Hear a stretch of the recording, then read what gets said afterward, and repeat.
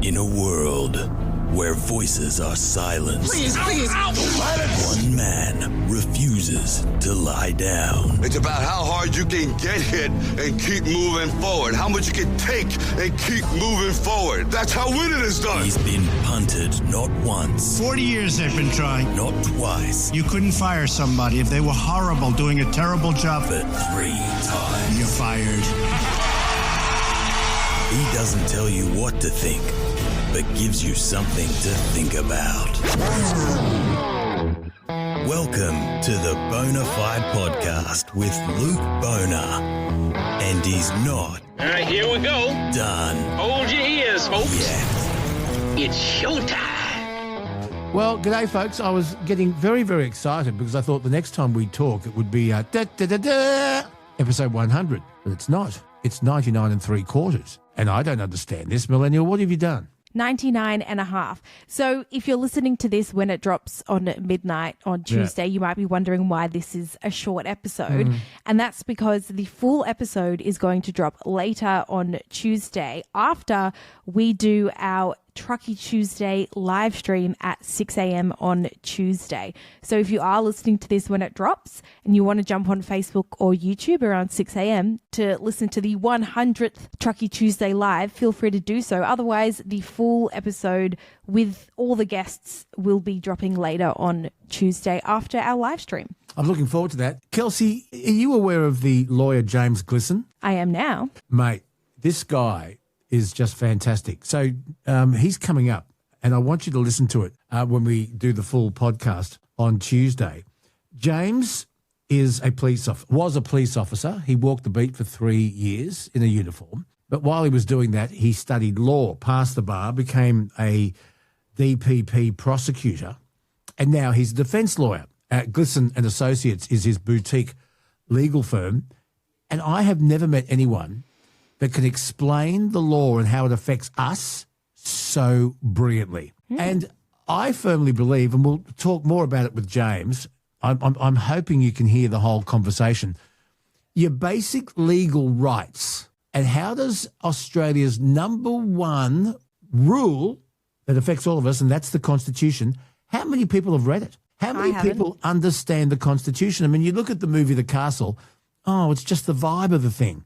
And so I think basic legal rights and an understanding of our Constitution should be taught in school. Yeah, I would agree. Shane Oliver will also join us. We'll have a look at how the world and what's going on in the Middle East and everything else affects us financially. I'm looking forward to that. And coming up with Anzac Day just around the corner, Kelsey, when you were in Bathurst, did you ever encounter Lyle O'Reilly? No. Okay, well, he'd retired from council for quite some time. I'm not surprised, but Lyle was a member of Bathurst City Council before it became Bathurst Regional Council. They amalgamated with Evans Shire well before you got there. And Lyle is an amazing bloke, and he has not just a fascinating Anzac story to tell us, but he's also a man of enormous principles. And I'll leave it there, but it's a fascinating chat. Awesome. All right, well, let's get into some headlines, Luke. We love the news. News. Something to think about. Something to laugh. Well, Ben Robert Smith, we've got to be very careful about how we talk about this. It's before the courts. When it's before a court is anybody's guess. I noticed on telly the other night, he spoke for the first time after making bail. He said he's never left a fight. He continues to fight on. And his legal team today, Kelsey, are saying, well, we might fight to have this thrown out of court. Now, some people will say, he's running away from a fight. No, I don't think so. I think they have a fair case. Kelsey, how the hell do you find an untainted jury?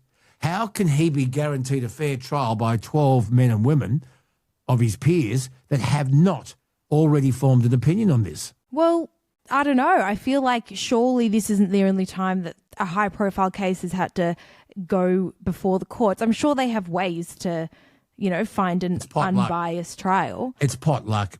It really is. Look, we'll sit and watch this place, but I'll just say this. I think this Saturday, the 25th, Anzac Day, at the dawn services right around Australia, when that last post plays and there's a minute of silence, I've got a funny feeling there'll be a lot of ex-service people during that silence that will be fragmented over this particular case. That's all I'll say. We'll talk to Rod Hannifey about this tomorrow. What a terrible, terrible thing that happened on the Hume Highway. Yes, I know. And we did find out that this was one of Rod Pillen's drivers. Yeah, from Dubbo. I know, very, very sad. So he has unfortunately passed away, truck driver on the Hume Highway. 5 other people were rushed to hospital, and this is a multi-vehicle crash 150 kilometres northeast of Melbourne on Friday afternoon. It was obviously a B-double truck, which tows 2 semi-trailers. Just sad. It's always sad when we hear about truck crashes, and I'm sure Rod will talk to us more about this in the live stream, but Rod wasn't that far behind him. Yeah, and no. So it's terrible just stuff. awful, and all the truckies are brotherhood and sisterhood, but this is very close to Rod. So stay with us for our live Truckie Tuesday. Rod will address this. It's really, really sad. Hey, listen, here's something that you may have an opinion on, because we are miles apart as far as age is concerned. The last concert I went to was The Cause at Hope Estate with your mum and a couple of friends, and we had a great time. But it's an expensive exercise going to a concert if it's out of your hometown, away from your house. There's accommodation, there's fuel. Well, guess what, Kelsey? A number of music festivals have cancelled, and the Birdsville Big Red Bash is off. Now, part of it is because of weather and rain, but the problem is people aren't going to these festivals anymore, and there are a number of reasons. The cost of putting them on, of staging them, is enormous now. Wages, security, insurance, you've got alcohol. People have got to travel there, so you think to yourself, will I go to the Byron Bay Blues Festival, or shall I save my money because the cost of living is so high? And if I've got to drive somewhere to a music festival, do I save my fuel for going to work, or do I waste it frivolously on entertainment? Anyway, the fact of the matter is a lot of music festivals, and very sadly, the Birdsville Big Red Bash, which raises a lot of money for a very good cause and injects a lot of money into that community, is off. Why do you reckon? When was the last time you packed a bag and you were prepared to go camping and lie in a field and pee behind a tree or whatever, or wait for a portaloo?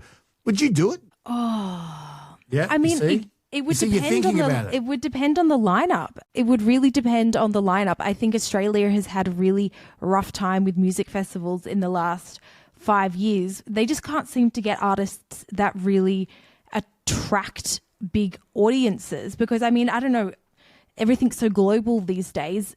Artists that are just from Australia don't seem to cut the mustard to get people there. So I would go through all the rigmarole of a festival for the right people. That just hasn't happened in a long time. Yeah, so you'd go for the right artist, and here's the question, what's the right artist? Because the big artists now, and it's called the Taylor Swift effect, you can Google it, and that is, why would we play a festival that maybe has 10,000, or go to Hope Estate, which is 20,000, when it's so expensive? Airfares, trucks, entourage. I mean, the whole thing is massively expensive. Why don't we just play a stadium and just knock it all over there? So those smaller venues are really struggling. And the other thing is the promoters now are finding it really hard to budget, because people are waiting for the last minute to buy tickets. Unless it's a massive artist and you think, fear of missing out, I better get my ticket as soon as possible because I don't want to miss out on this. Well, people are waiting for the last minute because there are often discount and deals to be done. So because that revenue isn't coming through as early as it used to, it's hard to budget. You with me? So they think, why take the chance? Why underwrite this and come out with a loss? Yeah. There is one artist I would definitely see. Taylor Swift. No, obviously. No, but he's playing at Coachella at the moment. His name is Joost Klein. He is actually a Dutch, I guess, like techno. His music actually isn't my style, but I just really like him. Would you travel and camp out to see it? Yeah. He got kicked out of Eurovision 2 years ago, and he has a song called Europapa. We can't play it because of copyright, but if you just want a funny, good time. Go on, I want to see how well you know it. Go on, hum it. No, it's in Dutch, bro. Well, go on. But it's also like techno style as well. But he's at Coachella right now making an impact, playing songs like Crazy Frog, you know, this dun, dun, dun, dun, dun, dun, dun, you know, the Crazy Frog. He's like got good vibes. I would definitely go out of my way to see him just for the fun of being at one of his concerts, even though his music isn't really my style. Oh, I said this on Channel 7. I think you saw it. If Woodstock happened next week somewhere, and remember, they had 500,000 at Woodstock, 500,000. And those same artists appeared, I wouldn't go. There's no way I'm going to camp in a muddy field, shit behind a tree. Nah. It's part of the fun. I wouldn't go. Yeah, but you're old, so it makes sense that you wouldn't go. Yeah. I did see the other day there were people trying to put on a over 30s music festival where everything ended at 9 p.m. Yeah. I would go to something like that. I'd like to know. When was the last time you went to a festival, a blues festival, or the Big Red Bash, which is a great thing, but it's all over. It's too hard to put on. The end of an era. And I think COVID also kind of conditioned people. Like, you can't go out anymore, make your own entertainment. We got a message from Gary, and by the looks of it, I think this is in response to our chat about outrageous headlights. He said, Luke, you should see my LDVT60 Lux. It's got white running lights on the front, 6 and 5 as side ambers ones, and 4 red extras on the back. Is that too much? And Luke, he sent some photos, and it is blinding. You can literally see all the way down the street, and I'm sure you can see his car there. I'll put them up on the screen if you're watching this. Yeah. That is a lot of lights to have on a car.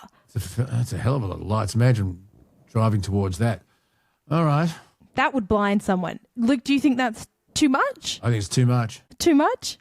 Well, it depends where he drives. I mean, the photo, he's in a suburban street. He's not out back looking out for kangaroos, is he? Oh, it doesn't look like it. No. Why would somebody need that many lights? I don't know. Now, Tim sent us a video. I've got to watch it, apparently. Big train coming past here now. Every time I see a big train like this, I think about every single one of these carriages is actually a truck that's not on the road. Tasrail seems to be doing a pretty good job. Their freight volumes are way up, and each of these is a truck off the road, stops our road getting damaged, and that's a good thing. Yeah, you idiot. Where does the train end up?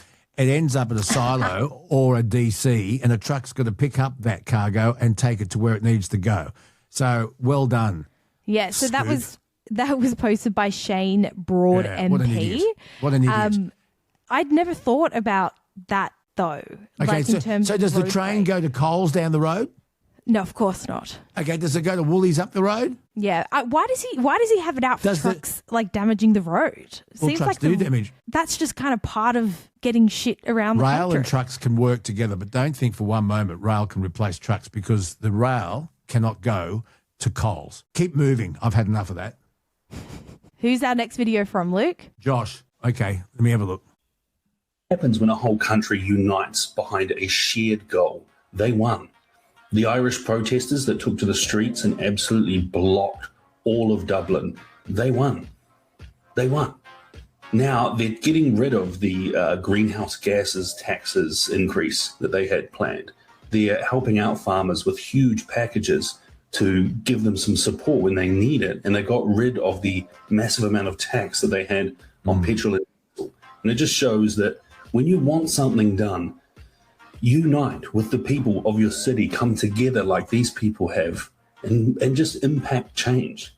And it is possible. The rest of the world should take notes of this. They came together and they were like, no, whole city working together, everyone working. There was no counter protest, nothing like that. It was just everyone working together to get the thing done.